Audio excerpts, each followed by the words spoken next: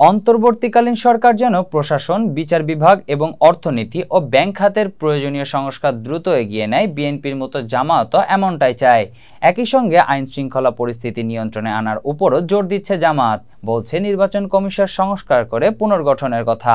এছাড়া আন্দোলনে নিহতের ঘটনায় আইনি বিচারের উপরও গুরুত্ব দিচ্ছে দলটি। জামায়াতের আমির শফিকুর রহমান বলেন, যারা ব্যক্তিগতভাবে অপরাধ করেছে তাদের বিচার অবশ্যই হতে হবে। তারা অপরাধী হলে অবশ্যই শাস্তি পাওয়া উচিত। এটা হচ্ছে ব্যক্তির বিচারের ক্ষেত্রে।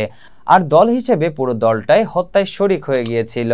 তিনি বলেন, তাদের মন্ত্রী বলেছেন ছাত্রদের আন্দোলন দমনের জন্য ছাত্রলীগই যথেষ্ট। তাহলে বিষয়টা কি দাঁড়ালো? একটা দল পুরো দায়িত্ব নিয়ে নিল সন্ত্রাস করার, এবং সেটিই হলো। অনেক প্রাণ ঝরে গেল।